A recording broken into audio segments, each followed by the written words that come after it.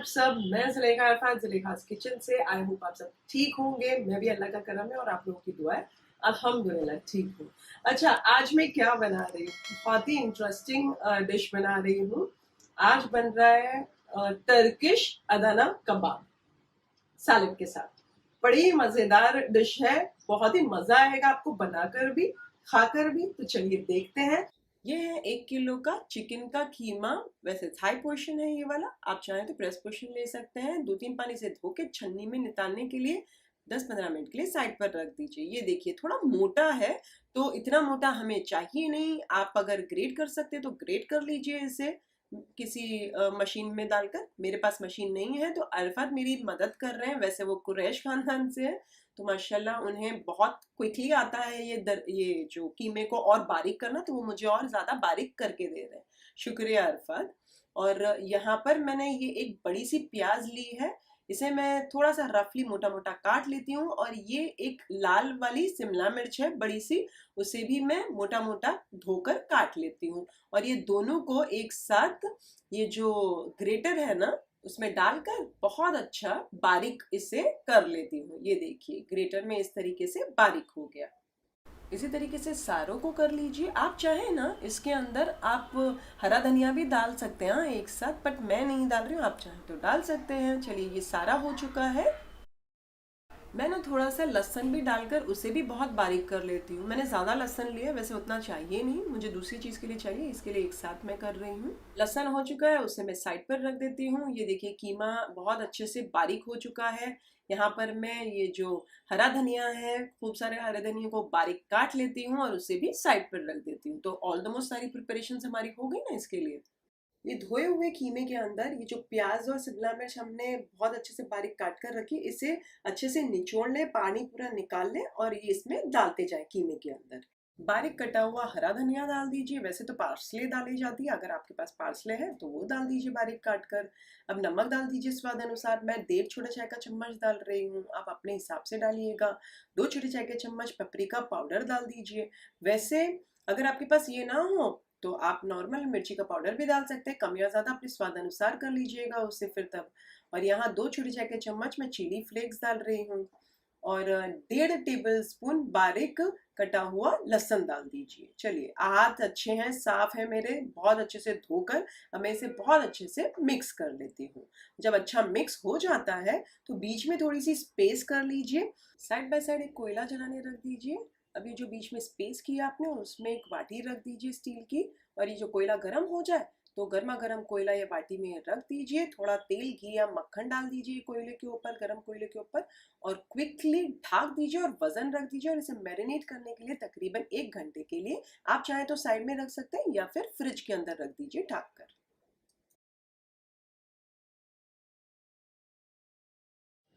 अच्छा, यहाँ पर मैंने कोयले का टांडा दिया है। वैसे ये रेसिपी में दिया नहीं जाता है डेफिनेटली, बट अगर आप देखें तो टर्किश हो या इंडिया हो, कहीं पर भी हम उसे कोयले पर ही सेकते हैं ये कबाबों को। तो मैंने इसके लिए टांडा दिया है सो दैट उसका एक फ्लेवर और एनहांस हो गया और ऐसा लगे कि मैंने पैन में नहीं बनाया है, मैंने कोयले के ऊपर ही उसे सेका है। तो वो एक फ्लेवर मैंने इसमें डाला है। आप चाहें तो स्किप कर सकते हैं, आप चाहें तो 2-3 मिनट के लिए हल्का सा एक फ्लेवर आ जाएगा, आप चाहें तो थोड़ी देर ज्यादा रख सकते हैं। चलिए तब तक हमें ना, मेरे पास सीख की जो हमारी सीख, जैसे स्क्यूअर्स जो हम कहते हैं, सीख कहते हैं, तो वो सीख तो हमारे पास है नहीं। वो जो लकड़ियां या जो स्टील की जो होती हैं जिनमें हम चिकन या मटन के कबाबों को लगाते हैं, उसको सीख कहते हैं, स्क्यूअर्स। लेकिन वो तो है नहीं, तो मैं अभी झटपट घर में बना रही हूँ। आप भी घर में बना सकते हो और बढ़िया सा एंजॉय कर सकते हैं, खूबसूरत वैसा ही बनेगा हमारा भी। तो चलिए सबसे पहले वो बना लेते हैं। इसके बाद अगर आपके पास सीख नहीं है, जो लकड़ियां होती हैं सीख की, तो मैं आपको बता रही हूँ कैसे बनाते हैं घर पर। तो यहाँ 5 मैं वुडन स्टिक्स ले रही हूँ, ये आप देख सकते हैं। ये 5 वुडन स्टिक्स लेने के बाद एक ये लीजिए फॉइल पेपर, इस तरीके से बीच में रखिए, ऊपर से फोल्ड कीजिए, पकड़ के बीच में से अच्छे से वो स्टिक्स यहाँ वहाँ फैले ना।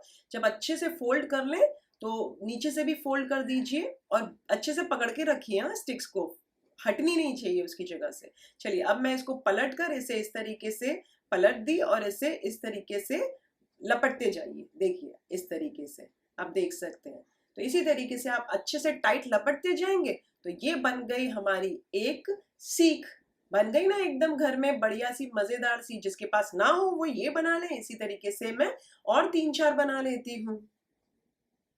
वैसे मैं 1 किलो का बना रही हूँ तो तकरीबन 10-12 सीख तो लगेगी, बट मैं 5-5 की ही बना रही हूँ। इसमें से निकालती जाऊंगी और रस्सी में बनाती जाऊंगी। चलिए ये सारी सीख बन चुकी है, इसे मैं साइड पर रख देती हूँ और सबसे पहले सैलड बना लेती हूँ।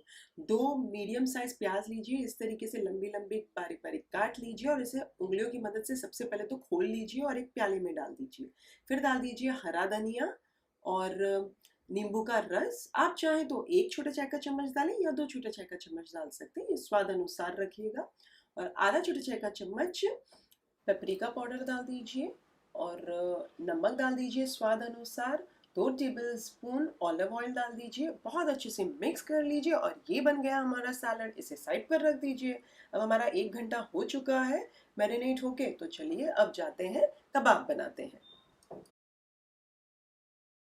चलिए ढक्कन खोल लीजिए इसका और ये जो कोयला है इसे फेंक दीजिए और बाटी को साइड पर रख दीजिए। पहले बहुत अच्छे से हमारे चिकन को मिक्स कर लीजिए। साइड पर आप देख सकते हैं वो पानी ही रखा है और अब उसको अपने हाथों को पानी की मदद से गीला कीजिए। एक अच्छा पोर्शन लीजिए चिकन का और ये सीख लीजिए और इस तरीके से इसे लगाते जाइए। इस तरीके से बहुत अच्छे से टाइटली रोल कीजिए इसके ऊपर। जब अच्छे से आप लंबा पूरा नीचे तक लेके जाएं, कम या ज़्यादा लंबा जितना आपने रखना है आप कर सकते हैं। अब ये देखिए बहुत अच्छे से मैंने सेट कर लिया है इसे। अब इस तरीके से उंगलियों की मदद से इसे शेप दे दीजिए, एकदम डीप शेप दीजिएगा। हाँ ये देखिए, और इसे मैं साइड पर रख देती हूँ। इसी तरीके से सारे बना लेती हूँ। तो थोड़ा सा पोर्शन पहले पानी का हाथ गीला किया, पोर्शन लिया चिकन का अच्छे से ऑल ओवर ये सीख के ऊपर मैंने लगा दिया, फैला दिया, स्प्रेड कर दिया और थोड़ा सा चपटा कर लिया पहले तो, और उसके बाद मैंने ये इस तरीके से मार्क्स दिया है उंगलियों की मदद से। अच्छा, अगर आपने ब्रेस्ट पोर्शन का कीमा लिया है तो आप चाहें तो 1 या 1.5 टेबल स्पून तेल डाल सकते हैं, घी डाल सकते हैं या फिर मक्खन डाल सकते हैं, बटर। मैं नहीं डाल रही हूँ क्योंकि मेरा ब्रेस्ट पोर्शन नहीं है, थाई पोर्शन है कीमे का। मैंने ये 1 किलो का बनाया है तो तकरीबन 11 से 12 बनेंगे। अगर आप आधा किलो के बनाओगे तो कम बनेंगे। आधा किलो के हिसाब से आपको पता है मेजरमेंट सारे आधे लेने हैं, चाहे वो प्याज हो या शिमला मिर्च हो। चलिए मैंने पाँचों 5 बना लिए। अब मैं फ्राई करती हूँ। एक फ्राई पैन के अंदर थोड़ा सा तेल डालिए, वैसे ये ऑलिव ऑयल है, आप कोई भी इस्तेमाल कर सकते हैं। इसमें डालकर थोड़ा स्प्रेड आउट कर दीजिए, चूल्हा फास्ट आंच पर चालू कर दीजिए और जब थोड़ा तेल गर्म हो जाता है तो बिस्मिल्लाहिर्रहमानिर्रहीम बोलकर ये कबाब डाल दीजिए। मैंने 3 डाली और 2 साइड पर रख दिए। थोड़ा सा मैं तेल एक्स्ट्रा डाल रही हूँ, मुझे कम लग रहा है, आप कम या ज़्यादा अपने स्वाद अनुसार कर सकते हैं। आप चाहें तो मत डालिएगा। और इसे आधे मिनट तक पीछे की साइड पे पकने दीजिए। जब आधा मिनट हो जाता है तो पलट दीजिए। इसी तरीके से उलट पलट करते हुए इसे तकरीबन 3-4 मिनट तक पका लीजिए। टोटल 3-4 मिनट में तो आराम से पक जाएगी। और साइड्स पर भी खड़े रख के पकाइएगा, सो दैट स्टैंडिंग पोजीशन में, सो दैट दोनों साइड से भी पक जाए। अच्छा, अब आप देखेंगे तो एक साइड से आपको मार्क्स दिख रहे होंगे और पीछे की साइड से नहीं दिख रहे होंगे, राइट? वो इसके लिए है क्योंकि मैंने डायरेक्टली इन्हें प्लेट में डाल दिया था, तो प्लेट नीचे से चपटी थी तो प्लेट का शेप ले लिया उन्हें, तो और पीछे से फ्लैट हो गए वो। अच्छा, अगर आपको दोनों ओर से अच्छे मार्क्स दोनों ओर से ही चाहिए तो आप क्या कीजिए, कढ़ाई या कुकर के ऊपर इसे रख दीजिएगा। दोनों एजेस को पकड़ के रखेंगे तो दोनों जो चिकन का साइज है कोई जगह पे टच नहीं होगा, तो दोनों ओर से आपको अच्छे मार्क्स मिल जाएंगे।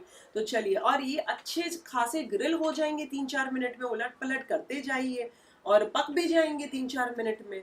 अगर आपको लगे कि नहीं पके हैं तो आधा 1 मिनट और पका लीजिएगा, लेकिन तकरीबन 3-4 मिनट में तो आराम से गल जानी चाहिए क्योंकि ये चिकन है ना बहुत बारीक कटी हुई है, तो आराम से हो जाएगी। ये देखिए मैं इस तरीके से खड़े भी रख रही हूँ सो दैट साइड से भी ये हो जाए। चलिए 3-4 मिनट हो जाते हैं तो मैं इन्हें निकाल कर साइड पर रख देती हूँ। चलिए, अच्छे ग्रिलिंग के स्पॉट्स आ चुके हैं तो मैं इन्हें निकाल लेती हूँ और इसी तरीके से सारे बना लेती हूँ। अच्छा, टर्की में ना रोटी के साथ सर्व किया जाता है, तो मैंने भी मैदे की रोटी बनाई है, उसके ऊपर बिस्मिल्लाहिर्रहमानिर्रहीम बोलकर ये अदना कबाब रख देती हूँ और साइड पर जो हमने सैलड बनाया है वो भी रख देती हूँ, बढ़िया सा मज़ेदार सा चटपटा सा, और इसे गर्मा गर्म सर्व करती हूँ। रेसिपी बनाएं तो मेरे साथ कमेंट सेक्शन में ज़रूर शेयर कीजिएगा, मुझे आपके कमेंट्स पढ़ने बहुत अच्छे लगते हैं। और अगर आपको रेसिपी अच्छी लगी तो लाइक शेयर कमेंट सब्सक्राइब करना ना भूलिएगा और फॉरवर्ड भी कीजिएगा मेरे ये लिंक्स। अच्छा, थोड़ा सा मैं ये जो तेल बचा हुआ है फ्राई पैन के अंदर उसे मैं इस तरीके से लगा देती हूँ, ब्रश कर देती हूँ मेरी सीखों के ऊपर, सो दैट और ज़्यादा डिलिशियस लगे और ज़्यादा जूसी लगे। तो ये बन चुकी है हमारी अदाना कबाब, बढ़िया सी मज़ेदार सी सैलड के साथ गर्मा गर्म सर्व करने के लिए मैं रेडी हूँ। अच्छा, अब मैं इसे निकाल रही हूँ इस तरीके से।